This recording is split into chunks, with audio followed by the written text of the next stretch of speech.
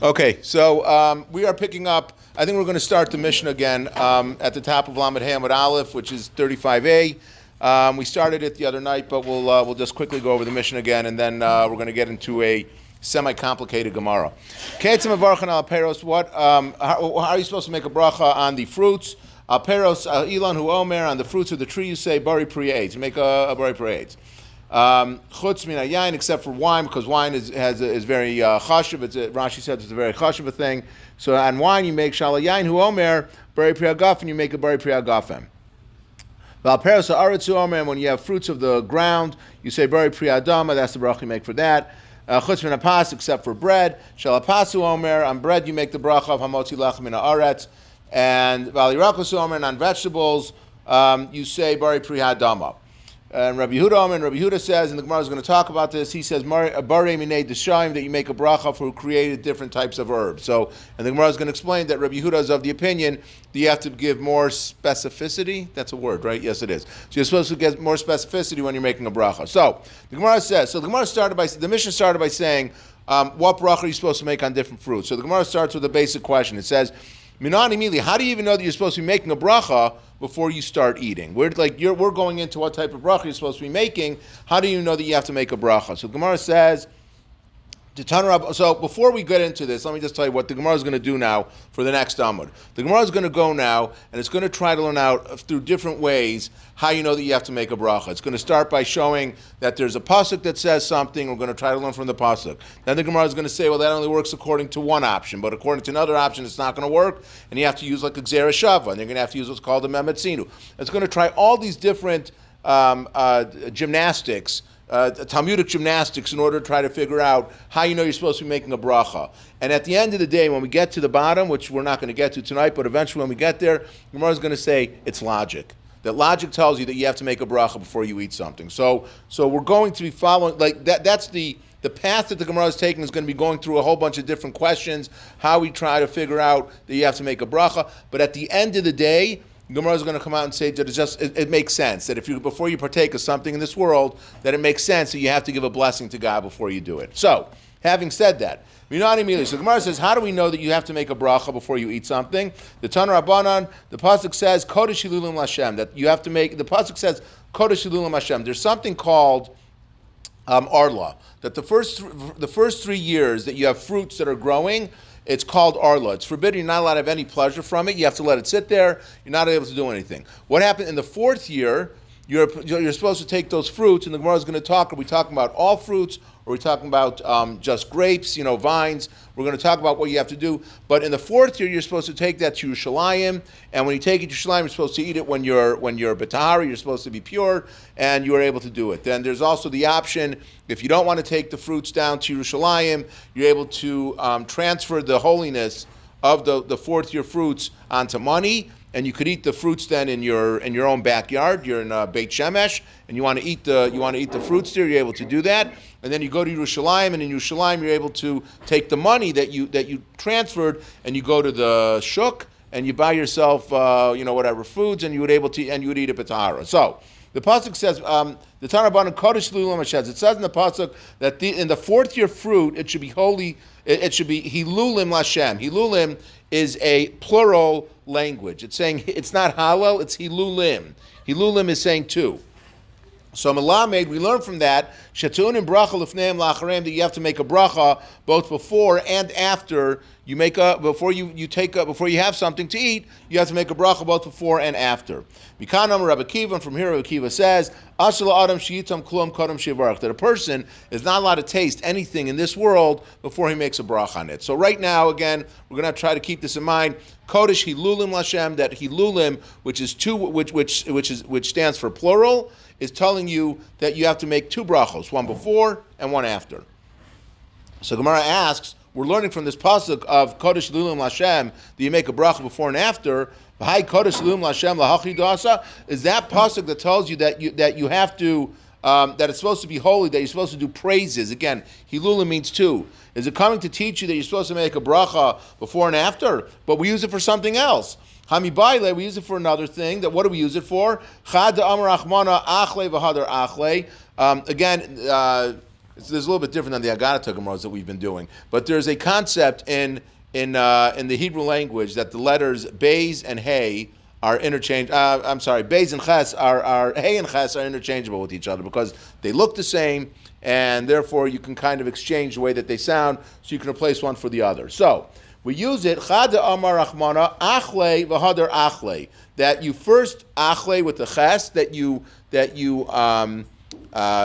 redeem it. You take them, as we said, that you take the money, you take the fruit, and you redeem it, the holiness, and you put it onto money. V'Hadar Achle, and then you're able to eat it. V'Irach, and the other thing, the other Hilulim, the second lesson that we learned from, again, this double language that we have of Hilulim, V'Irach, Davar Hatan Shira Tan Chilol, that only something which requires singing, when you're bringing it, that is something that requires that you should have this transference of holiness that takes place from onto the money. Sheno Tan Shira, but something that does not require singing does not need Hilol. That does not have this transferent. And what is it that requires singing when you're bringing it? That's wine. Because every day of the year, except for Sukkot, whenever they would bring the karbanos, they would always pour the wine onto the mizbeach. So the wine is something that has. So therefore, right now we're learning that Hilol takes place only on something which it requires shira, which is singing, the Levium singing in the Beis HaMikdash. What requires the singing? Right now that's only called the grapevines. It's not all fruits, just the grapes. That's what it is that requires it. V'chid Rabbi Shmuel bar Nachmani Am Rabbi Yonasan, Dam Rabbi Shmuel bar Nachmani Am Rabbi Yonasan, Minayin shein omrim shira ela al hayayin. How do we know that the Levium, when they were in the Beis HaMikdash, that they would not sing any songs except for over wine? Shenamar, because it says in the pasuk, there's a this is a parable that was taking place in Shoftim. So, Vatomalam Agafen Hechadalti as Tiroshi Hamasameach Elokim Vanashim. Shall I withhold my wine which gladdens Hashem and men? So, first of all, this was talking about that apparently all the trees of the came to the grapevine and wanted it to be its king, wanted to be their king. And he says, "How can I be your king when I'm busy gladdening the hearts of men and Hashem?" So, what does that mean? So what's this talking about? What does it mean, gladdens? So wine obviously gladdens the heart of men if you drink it. But again, Rabbi Silver would kill me, but I'm a Rashi light guy, so I don't really get drunk on it. But wine is misameach, the lave of people. What is it talking about for imanash misameach l'kima misameach? So the Gemara says, so fine. So wine makes men happy. But what about Hashem? How does Hashem get happy with it? It must be, how does Hashem, quote unquote, get happy with wine? Because when the karbanos were being brought in the Beis HaMikdash, the wine was being poured on the Mizbeach, and that was gladdening the heart of Hashem. So we have so we said that we're learning out from Hilulim to teach you that you make a bracha before and after you taste something. And here we're saying Hilulim is teaching you something else. Hilulim is teaching you that it's needed to tell you that you only have the grapevines that are going to be that are going to require the prayers that are being sung for it. So there's not this availability to learn out that there's an extra plural language to teach you to make a bracha before and after. And now the Gemara is going to drill down even a little bit further with this question. And hani chalaman detani neta revai. Again, as I said a couple of minutes ago, there's two types of fruits. There's regular fruit trees, and then there's the grapevines. So there's a discussion whether or not you say that this concept of everyone agrees that the first 3 years is Arlo. Whether it's a regular fruit tree, whether it's a grapevine, those are forbidden according to everybody. The question is what happens in year 4.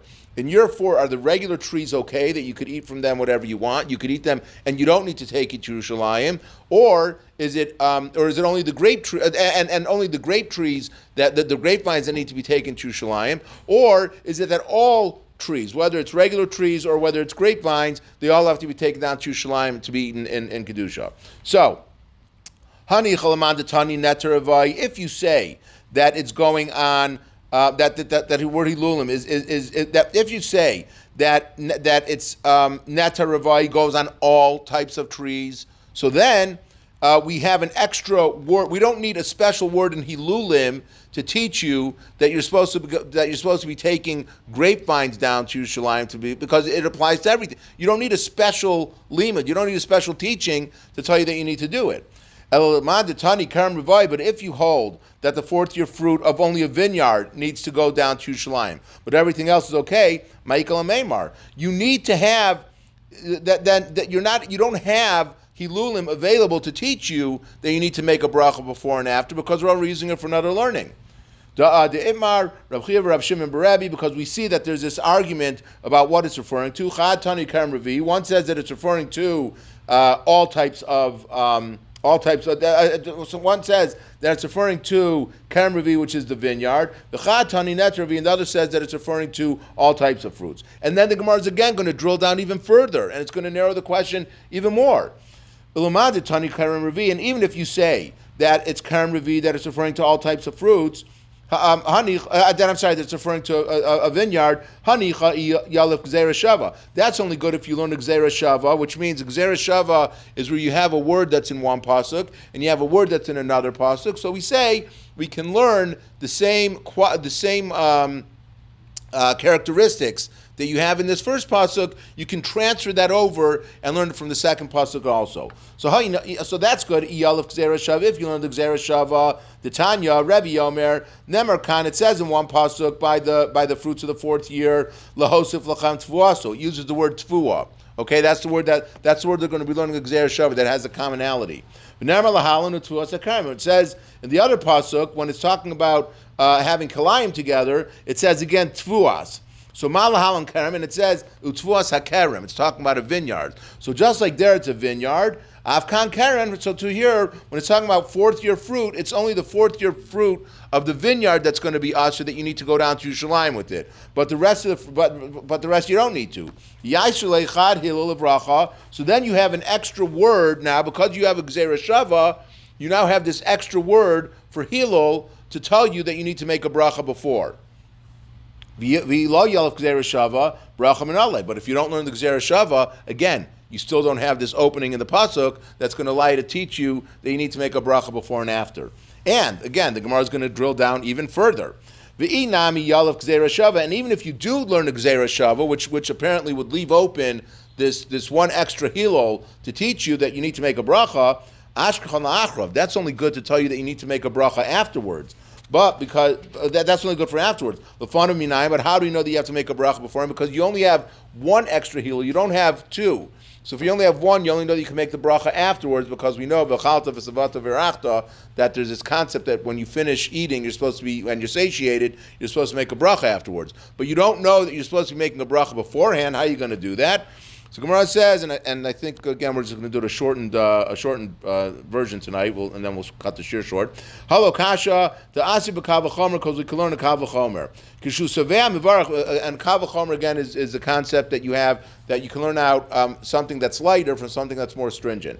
That kishu saveh mivarach, if when a person is already satiated, he has to make a bracha. Kishu rav l'kolshken, for sure when you're hungry, for sure you're going to have to make a bracha beforehand. So therefore, we're able to learn out from a Kav v'chomer that you need to make you would need to make a bracha.